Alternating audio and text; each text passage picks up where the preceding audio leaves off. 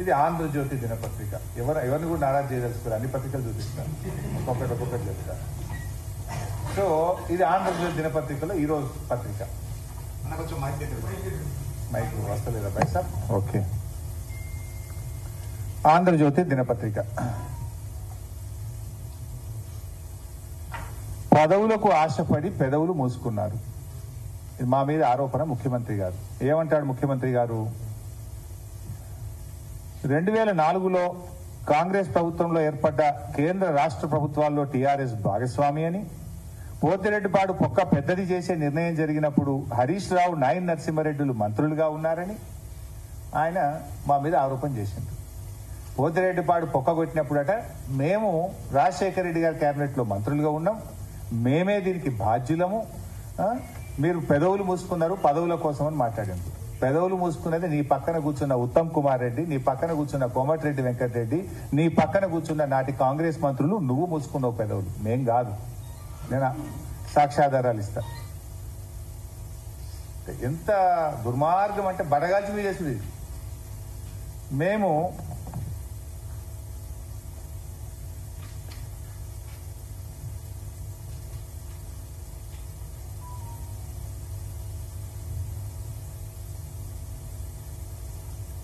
బైసాబ్ ఈ 2 జీవోలు పోతిరెడ్డిపాడు ప్రాజెక్టును పొక్క పెద్దగా చేయడానికి ఆనాటి ఆంధ్రప్రదేశ్ ప్రభుత్వంలో వైఎస్ రాజశేఖర రెడ్డి గారు తెచ్చిన జీవోలు.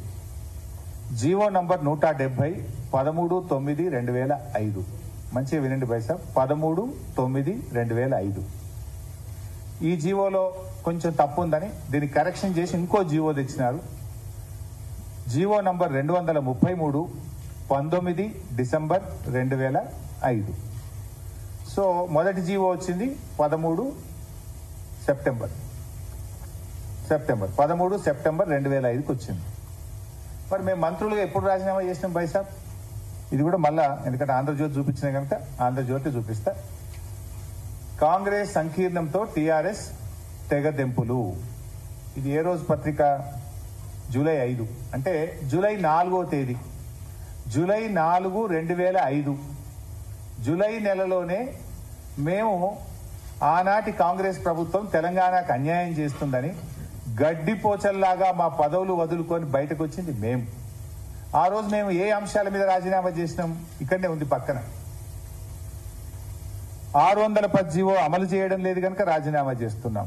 పులిచింతల తెలంగాణను ముంచి ఆంధ్రాకు నీళ్లు పారిస్తున్నావు గనక తెలంగాణకు అన్యాయం చేసే పులిచింతల ప్రాజెక్టు కడుతున్నాం గనక రాజీనామా చేస్తున్నాం. తెలంగాణ ఉద్యమ పవిత్రత కాపాడడం కోసం రాజీనామా చేస్తున్నాం. తెలంగాణ ప్రాంతానికి వైఎస్ రాజశేఖర రెడ్డి గారు అన్యాయం చేస్తున్నారు కనుక రాజీనామా చేస్తున్నాం. నక్సలైట్లతో చర్చలు జరగాలంటే మీరు ఎన్కౌంటర్లు చేస్తున్నారు కనుక రాజీనామా చేస్తున్నాం. ఆ రోజు తెలంగాణ ప్రజల ప్రయోజనాల కోసం మేము జూలై 4, 2005 మేము రాజీనామా చేసినాం. పోతిరెడ్డిపాటి జీవో ఎప్పుడు వచ్చింది బైసాబ్? 13 సెప్టెంబర్ 2005. జూలై అంటే జూలై, ఆగస్ట్, సెప్టెంబర్. మేము రాజీనామా చేసిన 3 నెలల తర్వాత పోతిరెడ్డిపాటి జీవో వచ్చింది. నేను ఏమన్నారు రేవంత్ రెడ్డి గారు? పోతిరెడ్డిపాడు పొక్కగొట్టేటప్పుడు హరీష్ రావు, నాయన్ నరసింహారెడ్డి మంత్రులుగా ఉన్నారు అన్నాడు. నేను పాప ఆయనకి ఆ స్క్రిప్ట్ రైటర్లు, డైలాగ్ రైటర్లు సరిగా లేనట్టున్నారు. కొంచెం బ్యాక్ ఆఫీస్ సరి చేసుకోవాలి ఆయన. ఏమైతుంది ఇప్పుడు? ఆయన